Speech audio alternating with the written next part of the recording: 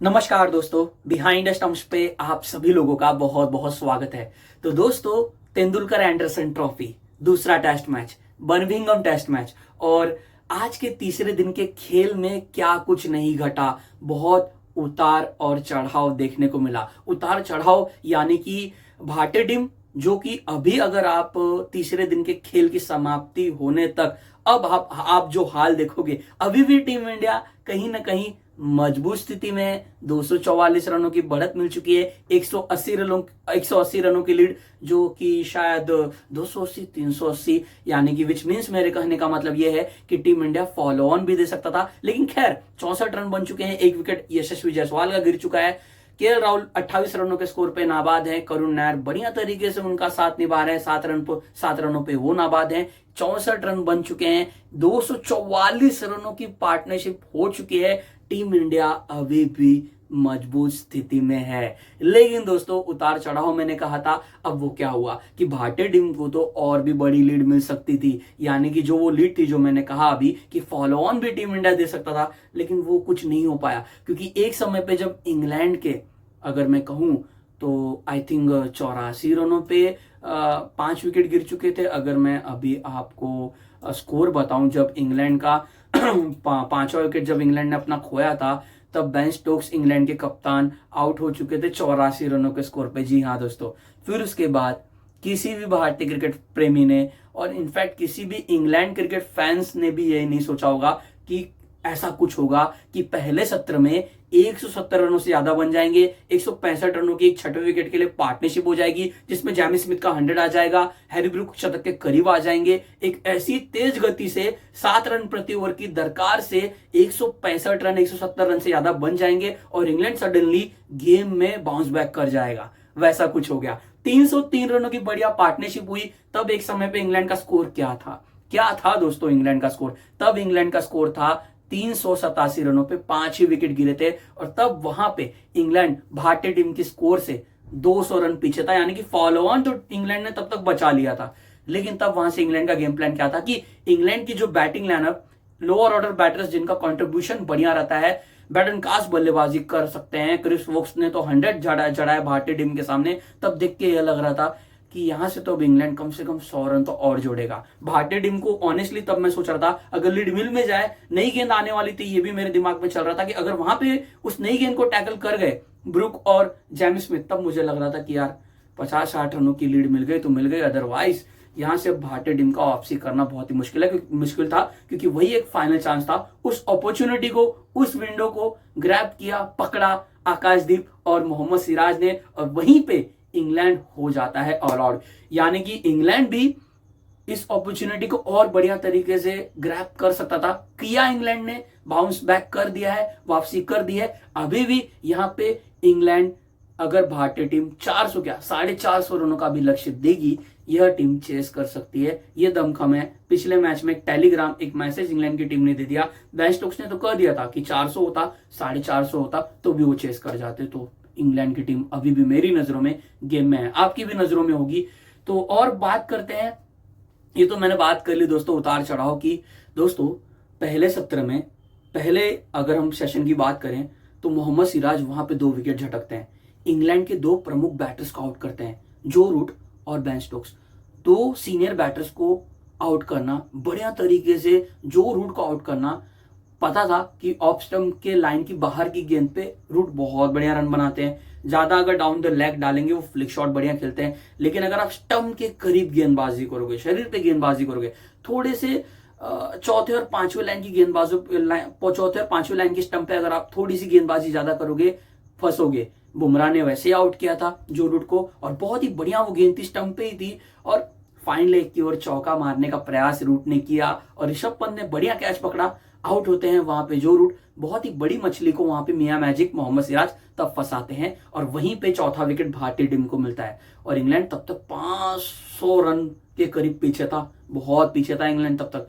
फिर उसी ओवर में दोस्तों, इंग्लैंड के कप्तान बेन स्टोक्स 0 के स्कोर पे आउट होते हैं। एक तीखी बाउंसर जो किसी ने भी एक्सपेक्ट नहीं की थी। सब सरप्राइज हुए, सब शॉक हो गए, मैं और आप, हम सब, और बेन स्टोक्स भी शॉक हो गए। बहुत ही अच्छी तीखी बाउंसर गेंद, एक अच्छी लेंथ पे गेंद, और बहुत ही बढ़िया ग्रैब कैच पकड़ा ऋषभ पंत ने और वहां पे 5 विकेट गिरती है।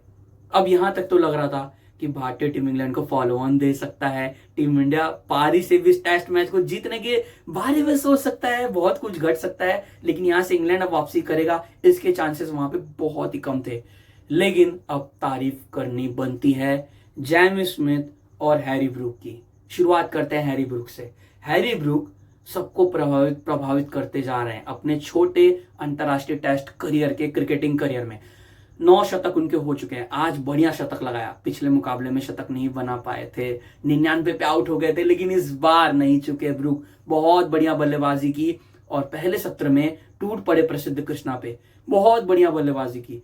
Harry Brook counter attacking batting करना पसंद करते हैं, ज्यादा देर वो अपने आप को नहीं रोक सकते, उसी इंटेंट से खेलते हैं और यह रवैया, यह नेचर काम आ गया क्योंकि धूप निकली हुई थी, कंडीशंस अच्छी थी। उस समय पे देख के लग रहा था कि यार अब थोड़ी सी गेंद पुरानी हो चुकी है, अब यहाँ पे काउंटर अटैकिंग बैटिंग करनी पड़ेगी और उसी इंटेंट के साथ हैरी ब्रूक ने खेला। लेकिन हैरी ब्रूक थोड़ा सा धीमा होते जा रहे थे जब दूसरी छोर से जैमी स्मिथ आक्रामक होकर खेल रहे थे।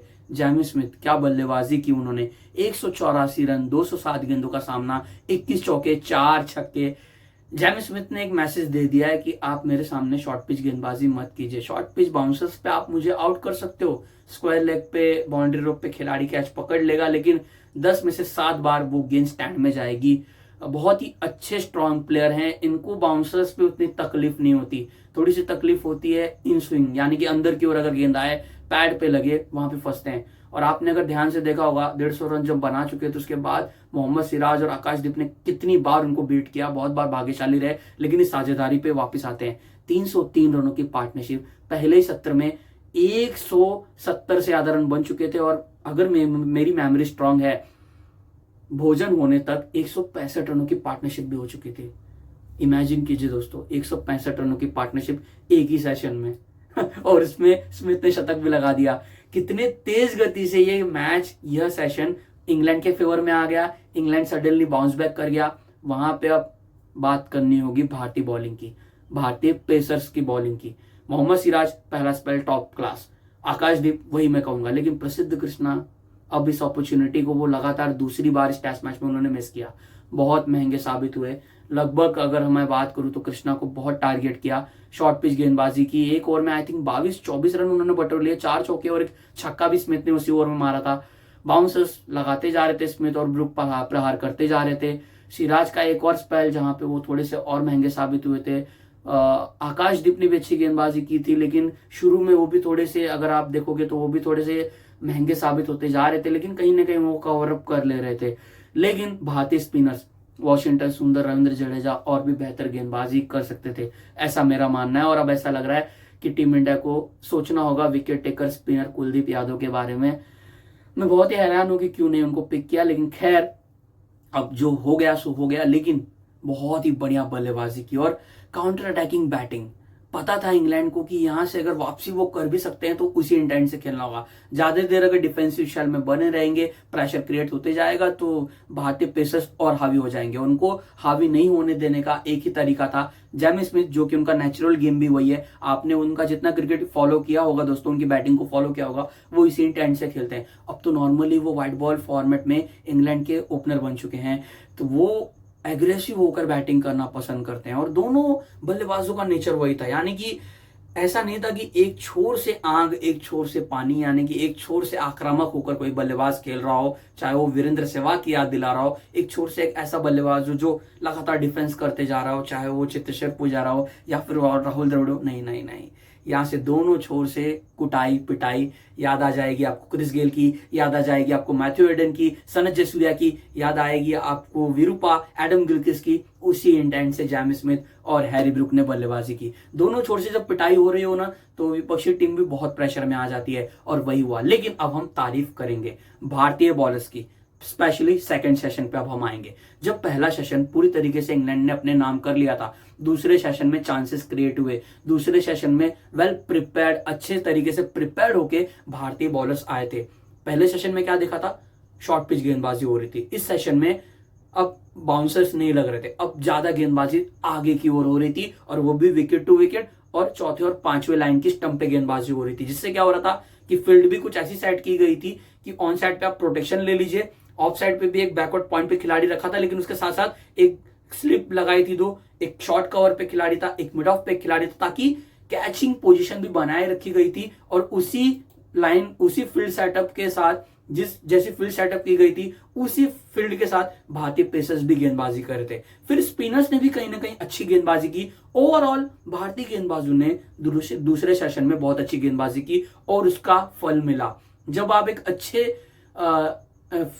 एक अच्छे डिसिप्लिन के साथ, एक अच्छी फील्ड सेट करके, एक अच्छे लाइन के साथ गेंदबाजी करोगे तो आप प्रेशर क्रिएट करोगे, और प्रेशर जब क्रिएट होगा तो चांसेस क्रिएट होंगे। वही हुआ, ऋषभ पंत से कैच छूटी, लेकिन पंत ने आज अच्छे 2 कैचेस भी पकड़े। होता है, विकेट कीपर बहुत बढ़िया है, लेकिन एक कैच उनसे छूटा जो वो कैच पकड़ना चाहिए था। अगर वहां पे वो 6ठे विकेट की साझेदारी जो एक बहुत बड़ी बनती जा रही थी, वहां पे अगर जैमी स्मिथ, नीतीश रेड्डी की ओर में पंत वो कैच पकड़ लेते तो उसके बाद जैमी स्मिथ और हैरी ब्रूक ने समथिंग 80 से ज्यादा रन जोड़ दिए थे। तो वहां पे वो कैच ड्रॉप हुआ। उसके पहले एक वॉशी से कैच ड्रॉप हुआ जो कि मुश्किल था मेरी नजरों में। एक शुभमन गिल से कैच ड्रॉप हुआ, तो चांसेस क्रिएट हुए थे, उसको ग्रैब नहीं किया, बरी नहीं कर पाए भारतीय फील्डर्स, और वहां पे उस अपॉर्चुनिटी को गवा दिया टीम इंडिया ने। लेकिन वो सेशन कहीं ना कहीं मैं कहूंगा शेयर सेशन था, क्योंकि उस सेशन में इंग्लैंड भी अपने आप से नाराज होगा, खुश होगा इसलिए कि ब्रुक और जैमी स्मिथ नाबाद थे, दोनों ने बढ़िया शतक लगा दिया था, 150 के पार दोनों ही बल्लेबाज पहुंच चुके थे। लेकिन कहीं ना कहीं उस सेशन में भी 150 रन नहीं बना पाए, यानी कि वो सेशन कम से कम 100 रनों के करीब का सेशन था। उस सेशन में लगभग 4 रन प्रति ओवर के हिसाब से इंग्लैंड के बल्लेबाजों ने रन बनाया, तो कहीं ना कहीं भारतीय टीम ने प्रेशर एक कमबैक कर लिया था। अब आते हैं अगले पॉइंट पे, सेशन नंबर 3, जहां पे लगभग नई गेंद मिल चुकी थी, क्योंकि 75 ओवर का खेल तब तक हो चुका था।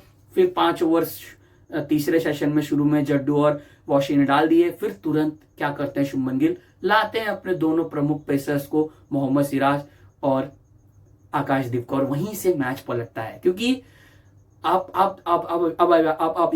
याद रखिए, याद करिए, यानी कि पहले सेशन में, पहले टेस्ट मैच के 2 अगर आप पारियां देखिए, भारतीय पारी आपको क्या दिखा था, पिछली 30-40 रनों पे भारतीय टीम अपने 6-7 विकेट गंवा देती है।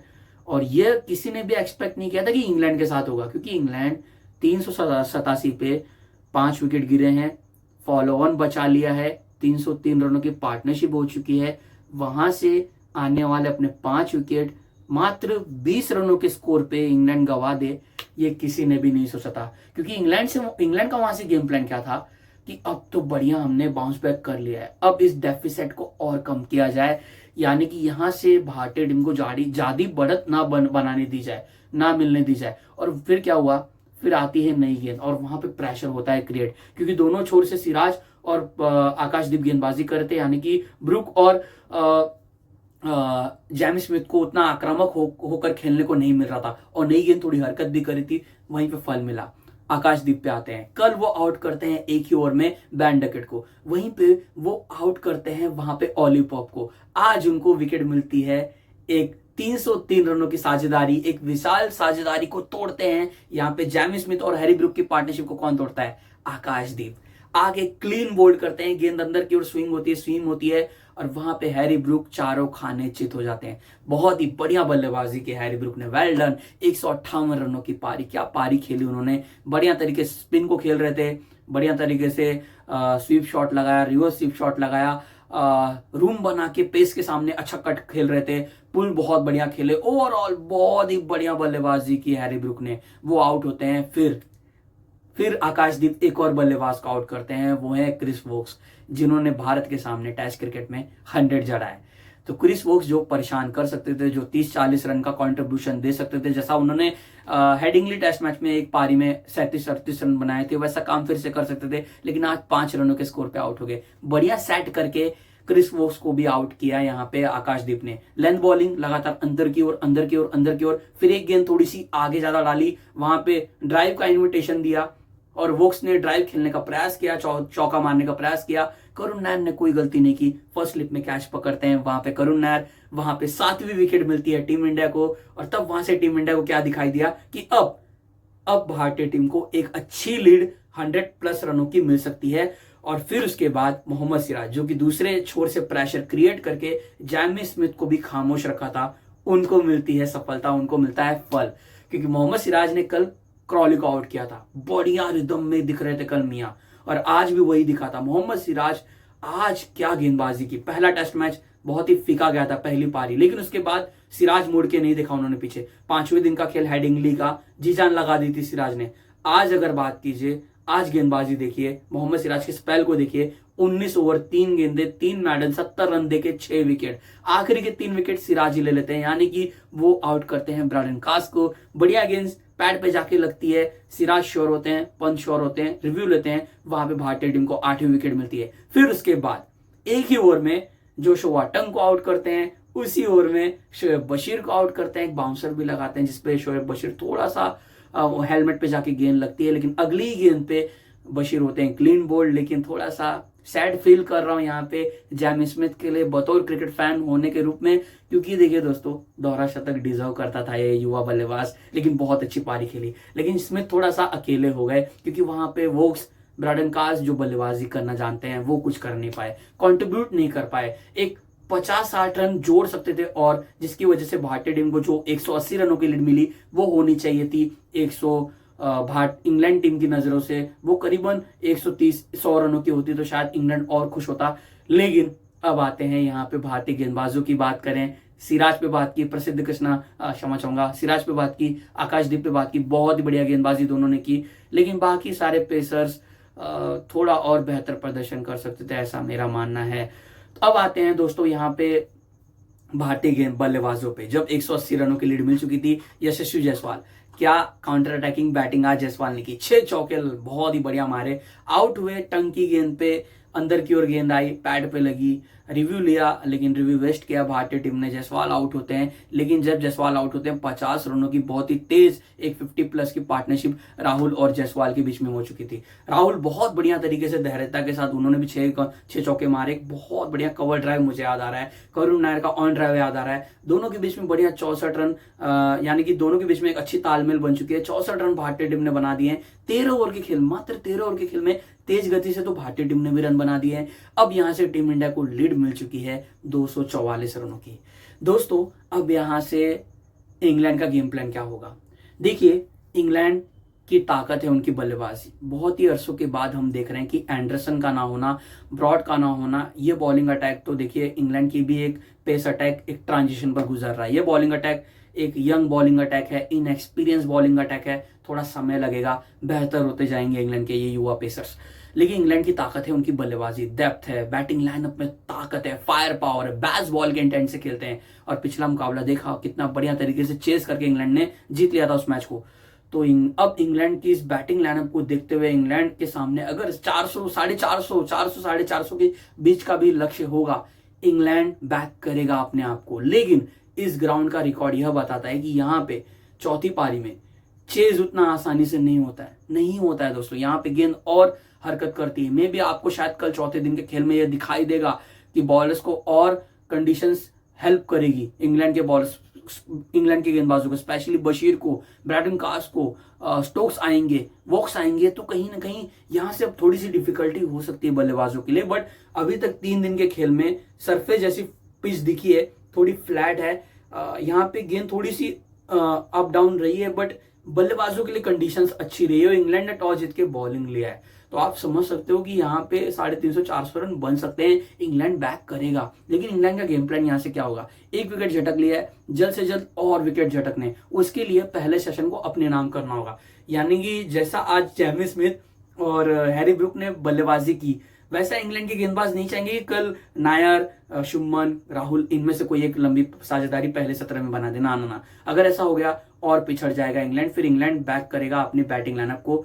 तो इंग्लैंड यहां से चाहेगा कि कम से कम जितना कम स्कोर हो सके। लेकिन अगर मेरा ऐसा मानना है कि अगर भारतीय टीम इंग्लैंड को 450 के ऊपर का लक्ष्य देने में कामयाब हो पाए, तब इंग्लैंड के लिए और टफ या टास्क हो जाएगा। क्योंकि जो रिकॉर्ड बताते हैं वो ये है कि इंग्लैंड ने अच्छा चेस किया है, बट 450 के ऊपर का टारगेट एक बहुत ही बड़ा टास्क हो सकता है। तो भारतीय टीम ने यहाँ पे अब जोड़ दिए हैं, 244 रनों की लीड मिल चुकी है। लेकिन इंग्लैंड यहाँ से कम भारतीय टीम को और 150-200 रनों के भीतर ऑल आउट करना चाहेगा, यानी कि 350-400 रनों के बीच का अगर एक टारगेट मिल जाता है, उससे भी कम, इंग्लैंड बहुत खुश होगा। लेकिन उसके लिए एक अच्छे लाइन और लेंथ के साथ गेंदबाजी करनी होगी, क्योंकि बहुत ही आज जो बॉलिंग रही है वो अच्छे लाइन लेंथ के साथ नहीं किए इंग्लैंड के पेसर्स ने। तो एक बढ़िया गेम प्लान के साथ प्रिपेयर होकर आना होगा।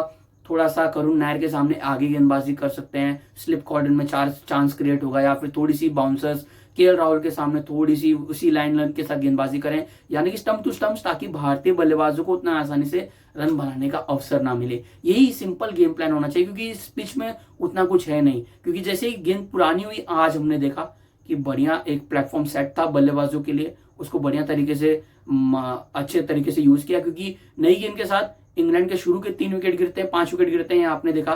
नई गेंद के साथ आखिरी के 5 विकेट गिरते हैं, ये भी आपने देखा। बीच के सेशन में क्या हुआ, जब गेंद पुरानी हुई बहुत रन बनते गए। तो इंग्लैंड के पास मौका यही है कि अभी भी 13 ओवर्स हुए हैं, अभी भी आने वाले 15 ओवर्स तक अगर विकेट ले लेंगे तो अच्छी बात है, वरना इंग्लैंड कहीं ना कहीं पिछड़ जाएगा। और भारतीय टीम की ओर से अगर मैं बात करूं तो गेम प्लान क्या होना चाहिए, क्या टीम इंडिया यहाँ पे दिलेरी करके शुरुआती 2 सत्र खेलकर आखिरी के सेशन में इंग्लैंड को बल्लेबाजी में बुलाकर 450 रनों के करीब का लक्ष्य देके क्या 10 विकेट झटकने के बारे में सोचेगा। अगर भारतीय टीम को इस टेस्ट मैच को जीतना है, मैंने ऑलरेडी यह बात रिपीट की है, आप बना दीजिए कितने भी रन, 244 हो चुके हैं, चाहे 244 के 344 हो जाए या फिर 444 हो जाए, आप 10 विकेट नहीं झटकोगे, आप टेस्ट मैच नहीं जीतोगे। आपको 10 विकेट झटकने के लिए कम से कम 3 सेशंस तो अपने बॉलर्स को देना होगा। उसके लिए मेरा ऐसा मानना है, शुरुआती 2 सत्र भारतीय टीम को बैटिंग करनी चाहिए, एज मच दे कैन, जितना रन वो जोड़ सकते हैं उतना रन जोड़े, और आखिरी के सेशन में वो बुलाएं इंग्लैंड की टीम को। लेकिन उसके लिए हमें और रन जोड़ने होंगे। अभी बहुत ही बढ़िया बल्लेबाजी केएल राहुल कर रहे हैं, शुभमन गिल दोहरे शतक बना चुके हैं, पहली पारी में 269 रन उनको आना है, ऋषभ पंत को आना है, एनकेआर से अपेक्षाएं होंगी वो रन बनाए। अपेक्षाएं मेरी ज्यादा होंगी यहाँ पे करुण नायर से, क्योंकि करुण नायर ने अभी तक उतना रन नहीं बनाया इस टेस्ट सीरीज में। 3 पारी मिली है, अभी तक वो अपना छाप, वो इम्पैक्ट नहीं छोड़ पाए। एक अच्छा अपॉर्चुनिटी है, कल सबसे पहले आके नजरें जमाएं, थोड़ा समय लें, फिर ठहराव के साथ खेलते जाएं, थोड़ा आसानी से धैर्यता के साथ खेलें, कोई घाई नहीं है, क्योंकि अच्छी लीड मिल चुकी है। भारतीय टीम यहां से इंग्लैंड को कम से कम, देखिए जैसी उनकी स्ट्रेंथ है, जैसी उनकी ताकत है, आपको कम से कम 400-450 के बीच का ही लक्ष्य देना होगा। टू बी ऑनेस्ट दोस्तों, आप 300-350 के भीतर अगर आप लक्ष्य दोगे इंग्लैंड को, तो वो इस अपॉर्चुनिटी को ग्रैब करके चेस कर जाएंगे, ऐसा मुझे लग रहा है। अगर कल चौथे दिन के खेल में यह दिखाई दिया कि स्पिनर्स गेम में आएंगे, बशीर गेम में आएंगे, पेसर्स को थोड़ा अनइवन बाउंस मिलेगा, थोड़ी गेंद नीचे की ओर रहेगी, तब आपको एक मैसेज मिल जाएगा कि चौथी पारी में भारतीय बॉलर्स को भी कहीं ना कहीं वो आत्मविश्वास मिलेगा। लेकिन रन देना है, लक्ष्य देना है कम से कम 400-450 के भीतर का।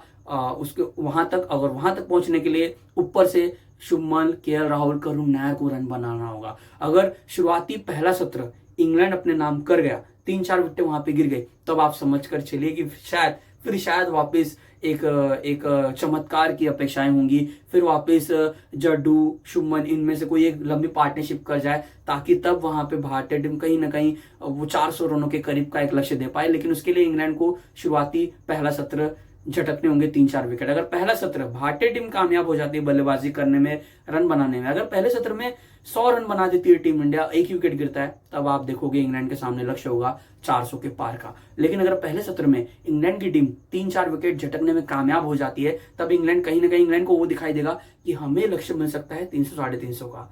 तो आपकी क्या राय है, आप भी मुझे कमेंट करके बताओ दोस्तों। आज बहुत ही बढ़िया तीसरे दिन का खेल रहा, हीरो रहे मोहम्मद सिराज, हीरो रहे जिन्होंने 6 विकेट ली, मोहम्मद सिराज, मियां मैजिक, 4 विकेट आकाशदीप।